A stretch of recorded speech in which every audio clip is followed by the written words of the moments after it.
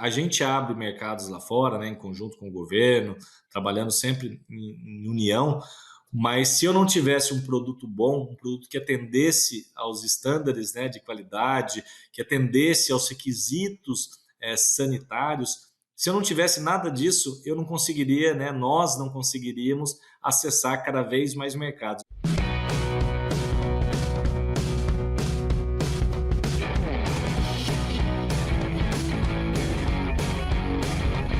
Olá, sejam todos muito bem-vindos para mais uma edição do nosso Suinocast. Eu sou Guilherme Brandt, host do programa. Estou com um convidado especial aqui, Luiz Vua, hoje. Luiz, esse programa aqui é um programa que a gente chama de um programa leve, um programa democrático, aberto, para uma gama imensa aí de profissionais da área ou não da área, né?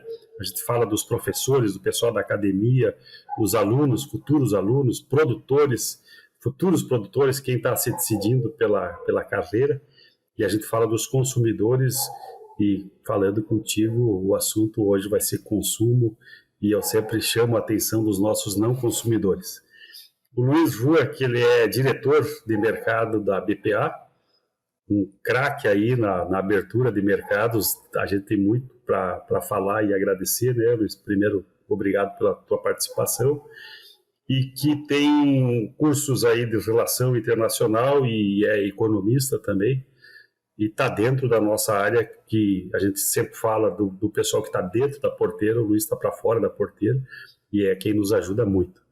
Uma breve descrição aqui do currículo, né, Luiz, que eu chamo uma descrição fria, né?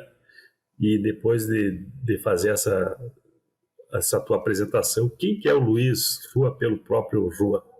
Seja muito bem-vindo, Luiz.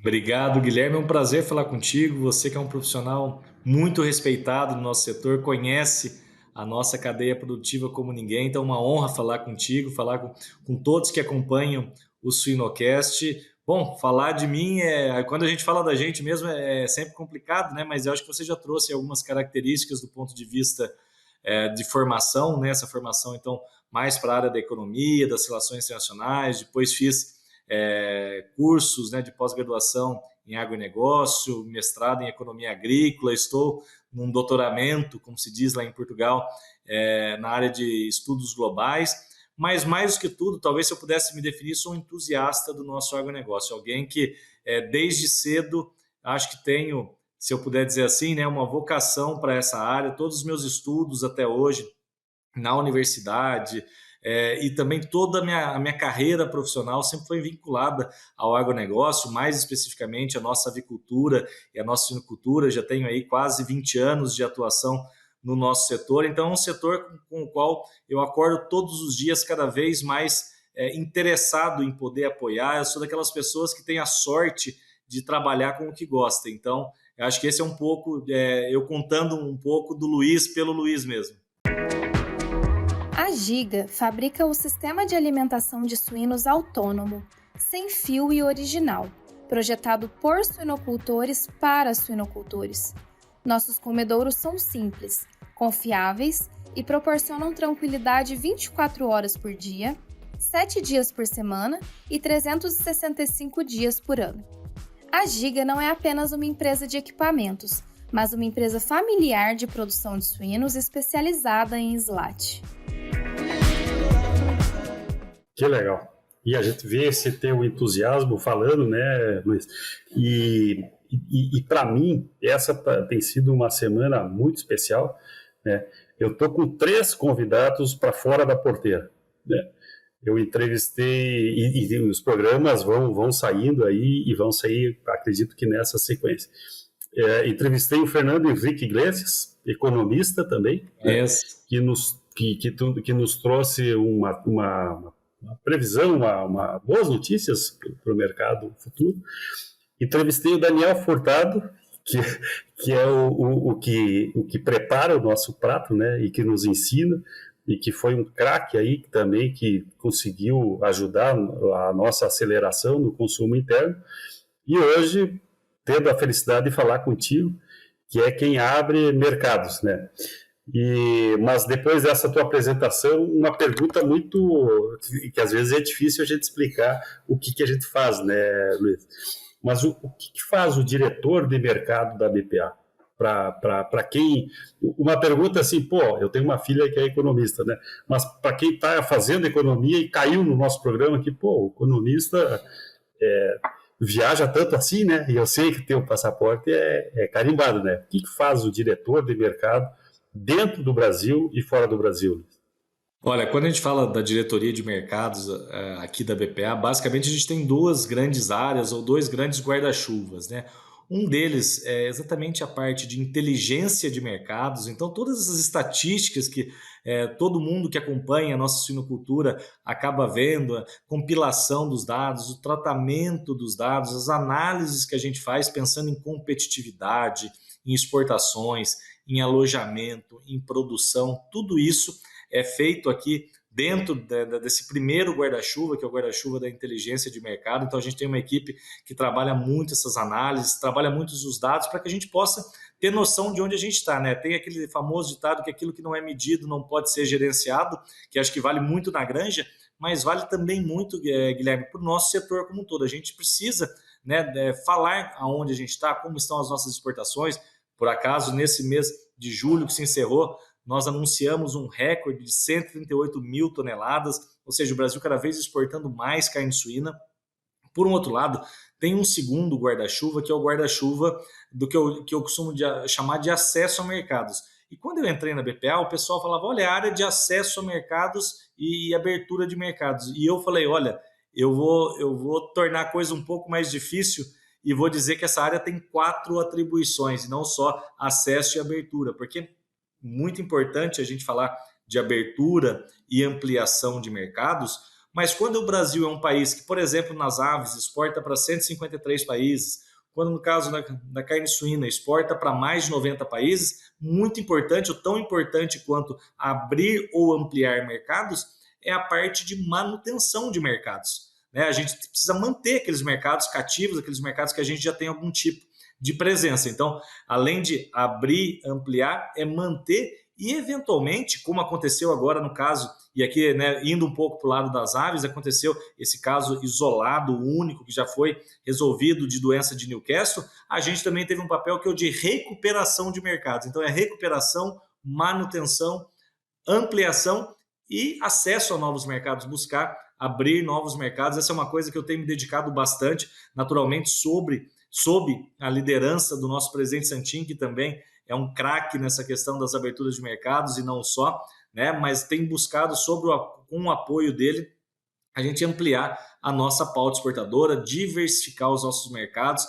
Só para você ter uma ideia, Guilherme, nos últimos 2 anos, em cada um dos anos, em 2022, eu fui em 27 países, em 2023 eu fui também em 27 países, parece conta de mentiroso, mas eu contabilizo todos os países ali e por acaso deu 27 países nesses últimos 2 anos. E agora, de janeiro até julho, eu já fui em 18 países, ou seja, em 7 meses eu já fui em 18 países acompanhando missões oficiais, acompanhando os nossos ministros, secretário, presidência da República, vice-presidência, eventualmente participando de seminários no exterior para a gente difundir os atributos da nossa carne suína e também das outras proteínas, participando em feiras internacionais, como é o caso agora que nós vamos em outubro na Cial Paris, fomos na GoFood, fomos na Cial China em maio, tivemos agora o Ciaves, que por sorte foi aqui no nosso país, né, a nossa feira organizada aqui pela BPA.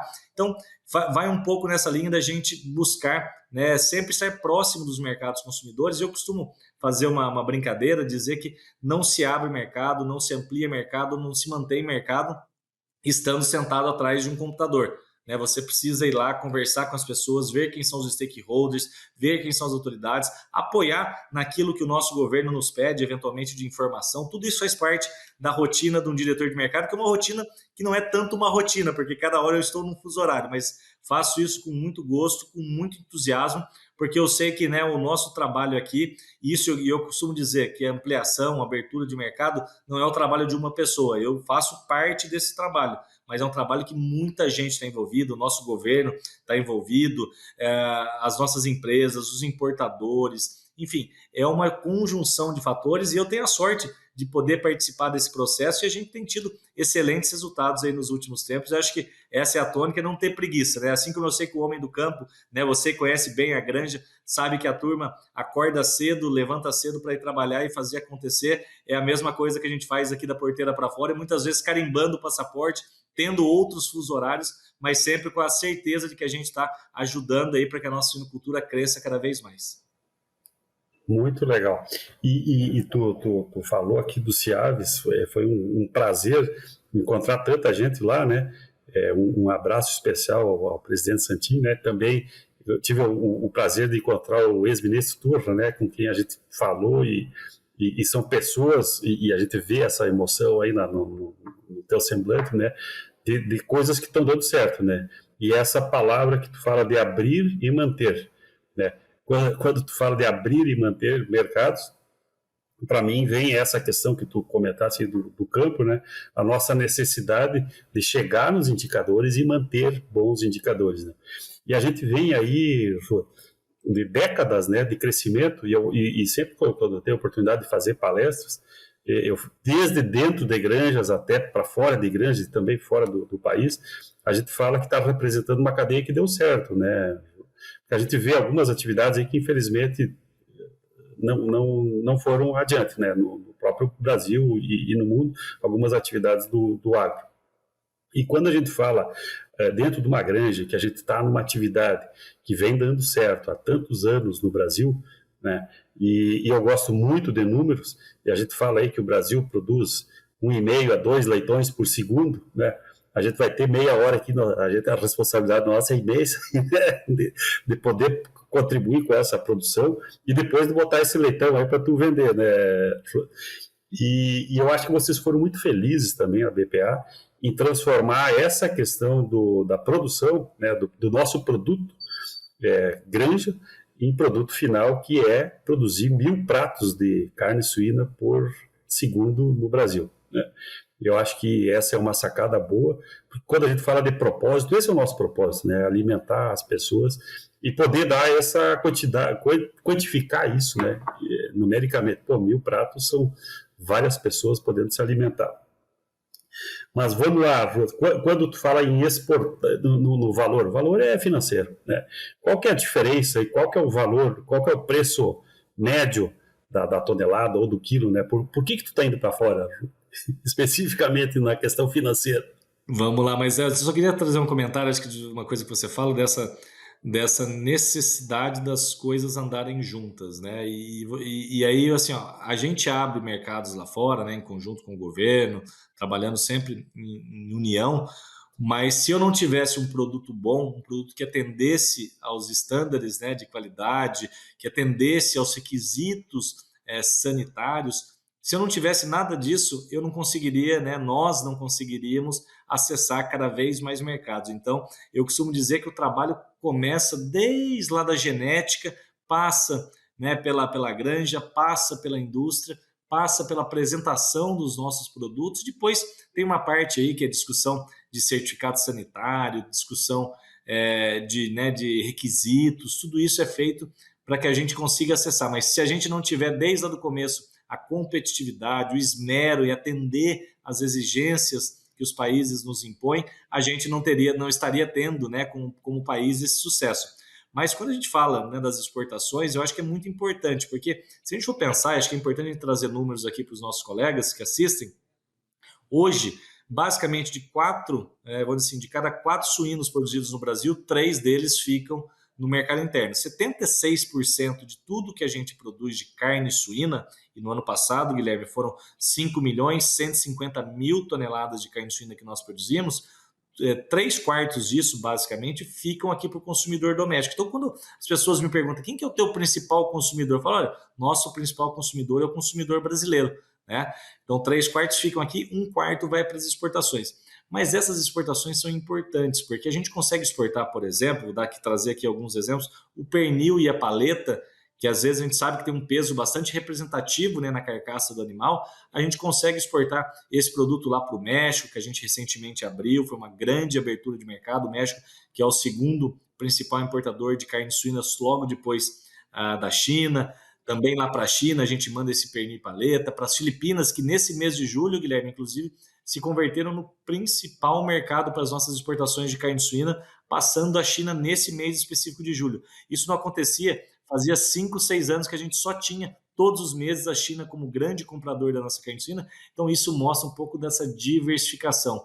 E aí, quando você tem vários mercados para trabalhar, naturalmente você consegue trabalhar melhor a questão de precificação, porque vai ter eventualmente um país que vai estar precisando mais, um país que vai estar precisando menos. Isso faz parte do jogo de mercado. A gente sabe que quem está no mercado internacional sabe que é dinâmico. E mesmo quando a gente compara com os preços de mercado interno, o nosso preço de exportação ele acaba sendo melhor. Então, é sempre importante ter, como se diz, né, também no jargão, ter o pé nas duas canoas, mas cada vez mais a gente ter a possibilidade de acessar novos mercados, ampliar nossa presença em mercados importantes, e eu acho que é o que a gente vem fazendo. Acho que tivemos aí aberturas, como eu falei, do México, o pré-listing da Filipinas, o pré-listing do Chile, o reconhecimento também do Chile, do estado do Rio Grande do Sul, abertura da República Dominicana, abertura do mercado do Peru, o pré-listing para Singapura, enfim, tudo isso são mercados que a gente dá oportunidade, isso vai refletir depois, né, talvez aquele suinocultor que esteja nos acompanhando, mas o que eu tenho a ver com isso? Vai refletir depois numa demanda maior, eventualmente, que seja necessária para a gente atender esses novos mercados, essas novas geografias, sem descuidar, né, como eu disse, do nosso principal consumidor, que é o Brasil. A gente não tem descuidado. Pelo contrário, nos últimos 5 anos, você sabe bem disso, o brasileiro passou de comer 14 quilos de carne suína por ano para 18 quilos por ano. E não só aumentou 4 quilos, como qualificou a forma de comer esse produto, acessando, né? Isso tem um trabalho muito forte também das agroindústrias, de trazer novos produtos, trazer novas apresentações, novos cortes. Se a gente olhar hoje no supermercado, a gente consegue ver exatamente, né, como melhorou a oferta e a diversidade de produtos suínos. Acho que esse é um trabalho conjunto que a gente vem fazendo, né, com as agroindústrias, para que a gente possa, cada vez mais, o consumidor ter acesso a essa nossa proteína. Sim. Legal. E eu sempre gosto da tua apresentação, e tu falou que tu está em fusos diferentes aí, né? Que eu lembro, eu não vou esquecer, que tu mostra lá um ponto do globo, que tem mais gente naquele ponto do globo que no globo inteiro. Eu gostaria que tu desse um pouco dessa visão de mercado, e aí pode botar mercado aves e suínos, né? Que é para onde está indo. E só uma questão da Filipinas aí. Qual que foi o percentual aí que tu fala de julho de Filipinas? A gente teve o ciclo Rússia, né? Teve o ciclo China. É um novo ciclo ou foi um suspiro aí? Eu não diria que é um ciclo, porque agora a gente consegue diversificar. Quando a gente tinha a Rússia, você lembra bem, eu costumava brincar até há muitos anos atrás, que quando a Rússia tinha um espirro lá de noite, o Brasil acordava com uma pneumonia, né? Porque qualquer coisa que acontecesse na Rússia nos dava um impacto bastante significativo. Por algum tempo, até pela demanda maior que a China teve em função da peste suína africana, tudo que aconteceu lá em 2020, 2021, a China se converteu nesse nosso novo grande mercado. Em alguns momentos chegou a ser mais de 50% das nossas exportações. O que me deixa feliz, e eu acho que é prova do trabalho que a gente desenvolveu todos nesses últimos 3, 4 anos, foi que hoje a China continua comprando bastante carne suína do Brasil, mas as Filipinas ultrapassaram. E não quer dizer que a Filipinas vai ser a nova China ou a nova Rússia. Não, vão estar todos os mercados. A gente tem vendido cada vez mais para o México, para a República Dominicana, para o Peru, mercados ali também da Ásia, que a gente tem avançado. O Japão, por exemplo, é um mercado que comprava 1.000 toneladas do Brasil, hoje tem comprado, nesse último mês, comprou 11 mil. E respondendo a tua pergunta específica sobre as Filipinas, é 27 mil toneladas sobre 138. A minha matemática, ainda que eu seja economista, eu não consegui fazer rápido de cabeça a conta aqui, mas as pessoas podem dividir aí 27 por 138 e vão ver ali o percentual das Filipinas. Sim, legal. Muito, muito interessante. E dentro do mercado Brasil, o mercado interno, que tu fala desses 70 e poucos por cento, né? Eu te vi correndo lá no Chiaves, porque eu acho que a tua corrida de bastão aí é grande, né? Mas dentro do mercado interno, qual que é, aonde que o Rua está presente? Porque eu te vejo em feiras em feiras menores, vamos dizer assim, feiras municipais. Eu te vejo em feiras grandes aí do agronegócio, te vejo na maior feira do Ceará, tu fala em feiras internacionais. Qual que é essa demanda do mercado interno? De fato, nós temos nos visto em algumas ocasiões, né, Guilherme? Inclusive compartilhado o palco em alguns momentos, e é um pouco do meu espírito, eu acho que é o espírito da BPA, o espírito que o nosso presidente Santin coloca na gente aqui em toda a diretoria, em toda a equipe, que a gente tem que estar onde a produção está, a gente tem que estar onde os mercados estão, né, onde estão os consumidores. Então, é por isso que eu falo que eu tenho a vantagem ainda, e falo brincando, de ainda ser jovem e ter, além do entusiasmo, ter saúde ainda para fazer essa quantidade de viagens. Eu mesmo agora, terminando aqui contigo, estou indo para a Videira para estar numa convenção de um dos associados aqui da BPA. Então, esse é um pouco o espírito nosso também de trazer cada vez mais informação. A gente tem feito uma série de campanhas também em relação ao consumo de mercado interno, tentado, de alguma forma, sensibilizar os nossos produtores de que o mercado interno, por ser o maior mercado, ele tem que ser olhado com muito carinho, né? Então, por isso, quando eu falo essa questão de achar novos cortes, por exemplo, alguns anos atrás, eu morei alguns anos na Argentina, morei em Portugal também, e lá o matambrito ou secretos de porco, né, como eles dizem, era um produto completamente assimilado na cultura local, e a gente aqui no Brasil tinha muito pouco desse produto. A própria picanha suína, que serve como um substituto quase perfeito, né, se a gente for olhar lá na teoria econômica, para a picanha bovina, que em alguns momentos chega a estar muito cara, e aí tem até um dado que é bastante interessante, Guilherme, que assim, tem algumas pesquisas que dizem que a partir do momento que o consumidor que nunca comprou um desses cortes novos, por exemplo, a picanha suína, ou o filezinho mesmo, que é utilizado como um substituto para se fazer um estrogonofe, ou a carne moída suína, que é utilizada para fazer um macarrão à bolonhesa, como se faz, inclusive, lá na Itália, na Europa, de maneira geral, tudo isso, quando um consumidor passa a consumir, compra pela primeira vez, faz a experimentação, 80% dos consumidores voltam a comprar esse produto. Então, mostra que a experimentação, o produto é bom, né? A gente tem que trabalhar cada vez mais, né? Uma coisa que a gente tem buscado aqui, enfatizar a questão de como preparar, né? Porque existem alguns mitos ainda, a gente sabe, né? E até algumas pesquisas que nós fizemos aqui demonstram que existe o mito, né, da carne de porco sendo uma carne suja, ou, né, o que dá lavagem para o porco, aquelas coisas do imaginário que aconteceram há 40, 50 anos atrás, mas você conhece muito bem a produção industrial brasileira, sabe o nível de biosseguridade, o nível de sanidade que nós temos, né, o respeito que nós temos pelos animais, tudo isso, e isso depois, quando vai lá para a mesa do consumidor, ele precisa aprender, né, que talvez ele não vai ter lá, e agora eu não sou tão bom em biologia, mas eu lembro da tênia, solium, saginata, ele não vai ter mais esse tipo de problema, porque ele está com uma carne que passa pela inspeção federal, tem os mais rigorosos controles de qualidade, então, e aí ele pode preparar essa carne de uma maneira que ela não fique, como a gente diz lá na minha Mogi Guaçu, uma carne esturricada, né? Dá para fazer essa carne suína saborosa,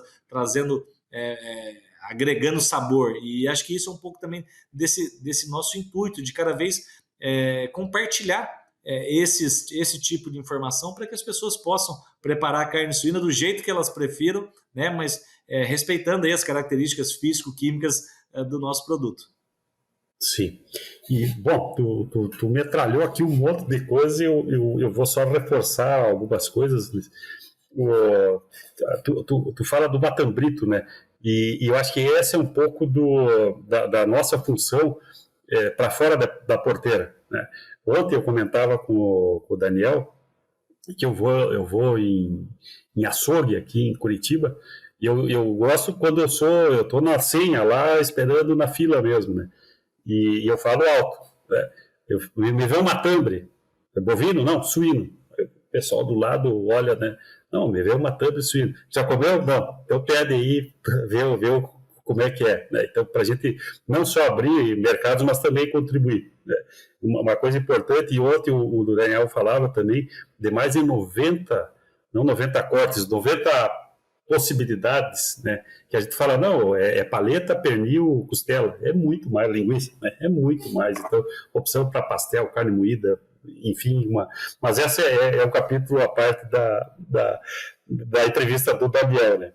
e não posso perder a oportunidade aqui, vou te pedir um favor, estando em Videira, manda um abraço e diz que eu comecei lá e tive uma participação de extensionista, e quando a gente fala de uma cadeia que deu certo, pô, eu pude participar da vida de alguns de lá que expandiram, né? E que bom que alguém internacional como tu tá indo lá e falar da nossa Eu já cadeia. conheço bem Videira, eu conheço bem Videira, estou voltando a Videira, não vai ser a primeira Dá vez. satisfação isso aí. E, Luiz, uma pergunta assim, tu fala em abrir mercado e manter mercado, né? Vamos lá, vamos abrir um mercado aí. Tu falou da qualidade do nosso produto, da segurança alimentar, tu tá com um material bom, nós estamos te entregando um material bom, né? Como que é essa... Me conta aí, eu vou te fazer duas perguntas. Me conta uma viagem que tu foi sem muita expectativa e tu abriu o mercado, essa satisfação. Pô, vou falar lá pro pessoal do Brasil, produzam que aqui tem caixa, né? Pode produzir que vem. De uma experiência dessa e de uma outra que tu, pô, levei a gente poderia ter sido melhor, né? Vou chegar no Brasil e vou dar um recado para a cadeia, um recado ruim, mas que é um compromisso nosso, né? E só finalizando aqui a minha pergunta, às vezes minhas perguntas são longas, né? Que tu fala que a nossa cadeia começa lá na genética, a nossa cadeia começa lá no nosso quarentenário, né? E É verdade. importantíssimo essa questão, né? Mas vamos lá, duas perguntas, uma do bem, uma de coisa boa e a outra, pô, vamos ter que dar uma melhorada.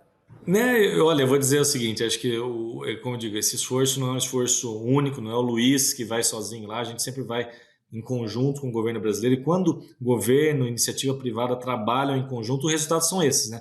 É isso que a gente está vendo aí, muitas aberturas de mercado, muita coisa acontecendo, né? Tem que aqui agradecer o secretário Perosa, o secretário Goulart, todas as equipes deles, o ministro Fávaro, enfim, todo mundo que está nesse momento trabalhando para que o Brasil possa ter mais acessos.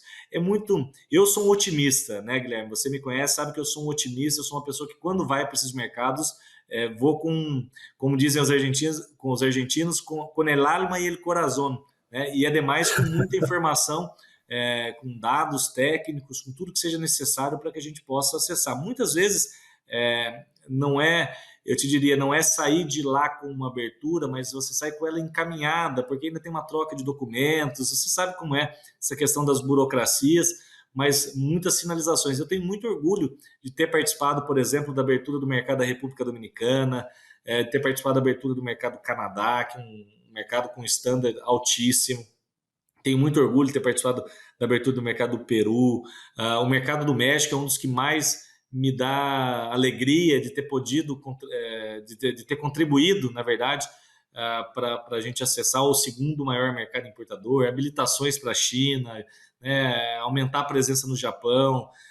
Tudo isso, eu costumo dizer que eu sou um sortudo de trabalhar naquilo que eu gosto e tá tendo alguma sorte aí nesse momento, nessa jornada, nesse período.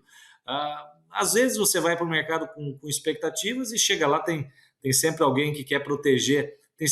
Eu costumo dizer que no mundo sempre tem os ineficientes, né? E sempre tem alguém em algum lugar do mundo que é ineficiente e que acha que protegendo, né, das importações ele conseguirá sobreviver ou ganhar dinheiro, como acontece muitas vezes em mercados protegidos, em que poucas elites ali acabam ganhando dinheiro em função da população que acaba sofrendo de não ter acesso a um produto de qualidade, um produto com sanidade, como é o produto brasileiro. Mas eu também tenho um outro dogma aqui, um outro pensamento, que a gente não desiste, né? A gente vai uma vez, a gente vai duas, se preciso a gente vai 10, né? E na 10ª sai, né? Na 10ª, na 15ª sai. Então é não esmorecer, é continuar. A gente sabe, às vezes volta chateado, né? Olha, fui para lá com a expectativa de que ia avançar mais, mas eu acho que isso nos dá mais ganas ainda, nos dá mais vontade, né, de voltar e buscar uma solução, né? A gente sabe que a parte de diplomacia, de política, ela envolve uma série de coisas, mas a vontade sempre vai estar, né? E isso aqui acho que é alguma coisa que eu, o presidente Santin, toda a equipe da BPA, o governo brasileiro mesmo, todo mundo imbuído desse espírito até a hora que dá, né? A gente sabe que uma hora, às vezes, eles vêm buscar, inclusive porque sabem que o Brasil é uma fonte segura, uma fonte que pode oferecer esse produto. Então, acalmar os ânimos, né? Assim, o otimismo vai estar sempre e as coisas vão acontecendo como tem acontecido. Que legal, que legal. E importante ver esse teu discurso, né, Ru? E volta e meia eu sou convidado a falar da profissão, né, nas universidades ou em eventos assim. E é legal te escutar como uma opção da própria, da nossa atividade, né? Seja da economia, da veterinária, da zootecnia em geral, da agronomia, né? Do agro em geral, de alguém que esteja te escutando e dizer, pô, eu não sabia que esse negócio era tão impactante, né? E às vezes, e que bom que a gente tem essa diversidade dentro da universidade, né? Eu achei que um economista ficava lá no ar-condicionado contando dinheiro, né? Não é o meu caso. Se tem outros economistas mais espertos, possivelmente haverá, não é o meu caso. E esse é o nosso recado também dentro da produção, né? Que dentro do escritório a gente não faz leitão ou faz frango, né? É dentro no campo mesmo, né? Literalmente no campo. É na lida, acordando mais cedo. E tu fala de sorte, né? Quem acorda cedo tem sorte, né? Costuma ser assim. Eu tenho até um ditado, Guilherme, assim, né? Que ele precisa ser interpretado, mas que meu avô me dizia, meu avô é um homem do campo, né? Com pouca formação, mas que ao longo da vida, um pequeno granjeiro, vamos dizer assim, né? Um pequeno produtor agrícola. E ele falava uma coisa para mim que eu levo muito, né? E só fazendo aqui o disclaimer, né? Da forma como ele dizia, assim, ande à toa, mas não fique à toa. Né? Então, assim, se você está andando pelo mundo, você está andando na granja, você vê ali um problema, você vê uma solução de melhoria. A gente sabe, né? Melhoria contínua que é feita nas nossas granjas. E se você está em loco, falando com os funcionários, falando, né, com os vizinhos, falando com os compradores, você sempre capta alguma coisa. Então, ele costuma dizer, e eu levo muito a sério, não do à toa, porque a gente não está à toa, né? A gente está trabalhando e trabalhando sério, mas eu gosto muito dessa frase, ande à toa, mas não fique à toa, né? Ande por aí e que você vai encontrar pessoas, você vai encontrar soluções, você vai encontrar problemas, né? Mas tudo isso para a gente melhorar. Acho que esse é um pouco do recado. Legal. Uma pergunta que a gente já discutiu e eu acho que é importante, temas que eu falo que aquilo que não está escrito nos livros, né? O que um diretor de mercado tem que lidar com coisas que nem sempre está escrito assim, vamos desse jeito, né? Eu vou botar 2 casos aqui, tomara que não voltem, né? Mas a gente está numa atividade que é complexa e que não para, né? A gente fala que o agro não para, e literalmente não para. Né? E a nossa suinocultura e agricultura é ainda pior, se a gente puder usar o pior, né? Mas, porque está sempre chegando... Não tem prateleira, né? Não tem prateleira para botar os animais. Mas vamos pegar aí os ensinamentos do Covid ou os ensinamentos de uma greve, seja lá a greve de transporte, seja lá o que for. Como é que fica o teu telefone aí numa hora dessas, né? Que eu preciso dar foco. Eu lembro que só fazendo uma introdução aqui, eu me lembro de ter ligado para o professor Davi Barcelos, um abraço para ele, discutindo sobre a fisiologia ou a patologia de animais que eventualmente estariam numa desvantagem aí de alimentação ou de superlotação, né? Aí ele me fala, pô, Guilherme, mas isso não é normal. Não, mas nós não estamos vivendo no normal, né? Como lidar com casos assim? Qual que é a ação aí da BPA nesses momentos? De fato, o telefone não para, isso é fato. Esse caso da Newcastle, por exemplo, esse caso isolado da Newcastle que aconteceu, eu fiquei 2 semanas sem dormir, as olheiras talvez deu um indicativo desse momento, mas é o nosso propósito aqui, né? O nosso propósito nesses momentos de crise, que o setor tem que estar unido. E para estar unido, a gente precisa ter se preparado antes, eu acho que esse é um fato. Óbvio que a gente não consegue prever uma Covid, a gente não sabe exatamente quando vai ser uma eventual greve ou qualquer outra anomalia no nosso processo normal. Mas a gente tem que estar preparado, a gente tem que ter um plano de comunicação, um plano de gestão de crise. Eu acho que a BPA tem avançado muito nesses fatores, né, com apoio, naturalmente, das empresas, que têm também nos apoiado, nos dão esse mandato, vamos dizer assim, para que nesses momentos a BPA seja a voz e possa tranquilizar, eventualmente, né, toda a cadeia produtiva. A gente sabe, como você disse, né, a situação não é trivial, especialmente para nós que trabalhamos com um produto, uma cadeia viva, né, e que sabemos que cada dia muda a conversão, muda a eficiência zootécnica, muda, né, o tamanho do animal, depois isso vai impactar lá na nória, se esse animal vai conseguir entrar lá na nória ou não. Tudo isso a gente sabe e por isso que a gente tenta tomar medidas rápidas, né, buscar solucionar dentro das nossas possibilidades, né, e fazendo sempre essa ponte com muito jeito, né, vamos dizer assim, para que os pratos não se quebrem, né? Acho que essa é a nossa função. Sim. Aqui e temos, de alguma forma, cada vez mais buscado ter os planos prévios, né, de crise, de comunicação, tudo isso, para que no momento a gente não precise ficar pensando em como agir, né? E sim agir, já saber quem são os stakeholders que a gente tem que buscar. Eu acho que esse caso da Newcastle que aconteceu no frango é um caso de sucesso, se eu puder dizer assim, porque o Brasil...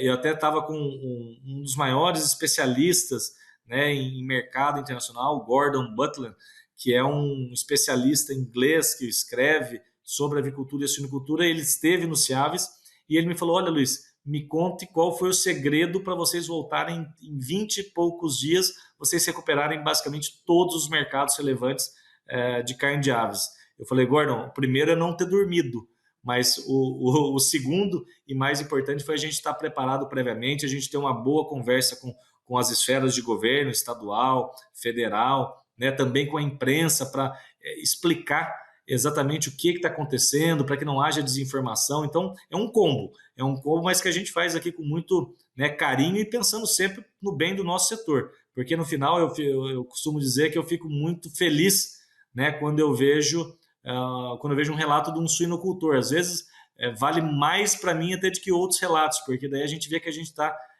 de uma forma ou de outra, né, e dentro da nossa individualidade e dentro de um todo, apoiando, né, para que esse produtor continue a sua atividade, continue trabalhando, gerando emprego. E eu, que sou uma pessoa que vem do interior, Guilherme, tenho mais carinho ainda, porque sei que nossa atividade está majoritariamente no interior do nosso país. Então, quando a gente ajuda aí um colega que está produzindo no interior, isso me deixa ainda mais emocionado e mais entusiasmado a buscar novos mercados ou a solucionar rapidamente uma crise, né, sempre com o apoio do nosso presidente aí, que nos dá as diretrizes, mas a gente vai para cima justamente com esse intuito. Que legal. E só reforçar esse teu recado, né? É um trabalho conjunto, né? A questão da gestão do risco, a questão dos planos de contingência, né? De eventuais... A gente teve também no Rio Grande do Sul os casos das intempéries aí, né? Que cai uma ponte, o fluxo para, né? Uma fábrica de ração para, um frigorífico para. A gente tem que ter os planos de contingências e também os simulados, né? Eventuais simulados de algumas zebras aí que possam ocorrer. Então, isso, como eu acho que é importante reforçar, não é uma diretriz da diretoria da BPA, mas é uma diretriz conjunta, né, entre a BPA, a cadeia, cada um fazendo a sua parte, e especificamente o produtor dentro da sua granja, dele manter as suas responsabilidades também, né, para que isso vire um produto vendável, né. Isso é fundamental, e eu queria aproveitar a tua audiência, que é extremamente qualificada, para reforçar aqui um pedido, né? Eu aqui vou entrar aqui na tua área agora, que eu sei mais a parte da granja, mais a parte zootécnica, de sanidade, mas eu queria reforçar que pedir aos produtores que a gente reforce os controles de biosseguridade, né? A peste suína africana ela está em várias partes do mundo e ela teria um impacto bastante relevante caso ela, né, e vamos bater na madeira, rezar e trabalhar bastante para que não aconteça, né, mas a gente viu o que aconteceu com a Alemanha, e a Alemanha é um país organizado, né, assim como o Brasil também é na suinicultura, né, não estou dizendo que é o contrário aqui da Alemanha, mas a Alemanha que tem recursos, que está dentro da União Europeia e está lá há 4 anos lidando com essa enfermidade, perdeu vários mercados, como o mercado chinês, por exemplo. Então, eu queria aqui pedir novamente, né, para que as pessoas reforcem a biosseguridade, toda a parte da granja, toda a parte, né, de cuidados ao entrar na granja, a questão dos banhos, a questão da bota, a questão de não deixar tela furada, né, tudo isso é importante, porque é o trabalho de todo mundo junto que faz a gente hoje ter saído de há 5 anos atrás exportar 750 mil toneladas para nesse ano de 2023 a gente deve exportar aí quase 1,3, 1,4 milhão de toneladas, ou seja, a gente praticamente dobrou a nossa exportação em 5 anos. E para a gente manter esse caminho, que é um caminho de sucesso que a gente vem tendo, a gente precisa manter biosseguridade. Não adianta nada, né, a gente trabalhar nas aberturas de mercado se a gente não tiver a biosseguridade. Então, aproveitar a tua audiência aqui para fazer esse reforço de a gente fazer o que está ao nosso alcance e o que não está. Aproveitar essa tua fala aí e construir uma frase aqui, né? Para abrir mercado, fecha a tua granja, né? Não deixa ninguém entrar. Quem entra na granja é funcionário, né? É uma boa, eu vou copiar essa frase tua agora. Não precisa ter visita, né? Deixa só quem for extremamente necessário, né? A pessoa está falando de biosseguridade. Biosseguridade é coisa simples, né? É chegar antes da doença, né? Então, é isso aí. Fecha a granja, faz as coisas acontecerem. Muito bom, Rua. Nosso papo aqui vai longe. Cada um de nós tem as suas obrigações e os recados eu acho que foram bem dados, né? Te agradeço demais aí por esse momento, pelos ensinamentos que tu nos passa, também pelo que tu tem feito aí, um reconhecimento especial a toda a BPA e a nossa cadeia, né? E aqui a gente vê que é uma cadeia mesmo, né? É quem está produzindo, quem está vendendo e quem está... Importante as tuas palavras aí, de abrir e manter mercados, né?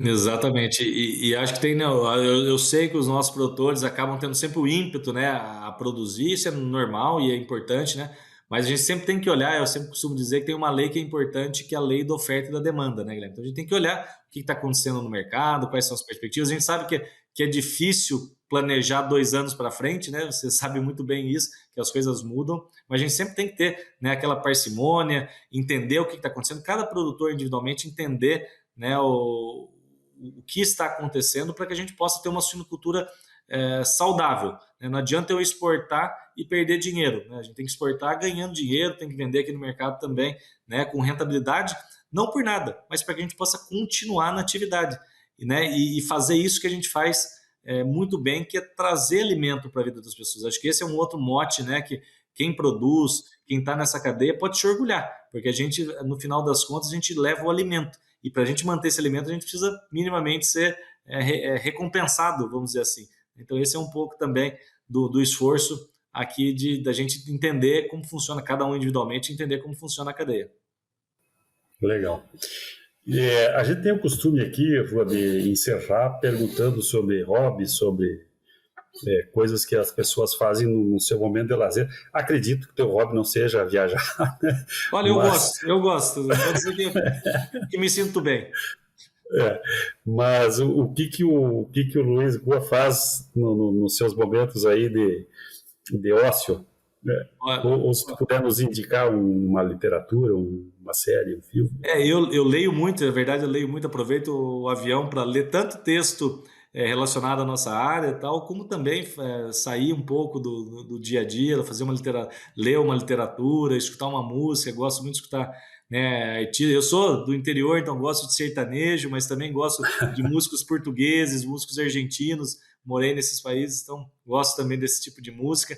Literatura me encanta também. Já fui em algum momento, não parece, né, Guilherme, mas já fui em algum momento um jogador de tênis, um profissional frustrado, porque não cheguei a ser profissional, cheguei a jogar bem, mas não cheguei no nível profissional, mas ainda hoje, quando tenho oportunidade, vou lá para Mogi Guaçu, me reúno com os amigos e jogo um pouquinho de tênis também. Então é um pouco do que eu faço para a gente continuar. Acho que é importante a gente estar com o corpo e com a mente sã para que a gente possa continuar nesse trabalho. É um trabalho que é desgastante, mas que eu falo, né? Acho que já disse aqui, faço com muito entusiasmo, com muito amor, porque a gente sabe que isso ajuda na vida das pessoas e então é um pouco do que a gente pode deixar talvez daqui a pouco de legado, né, para a nossa sociedade, para o nosso país. Dá muito orgulho quando eu vou lá fora e falo, né, em nome do setor privado, em nome do Brasil.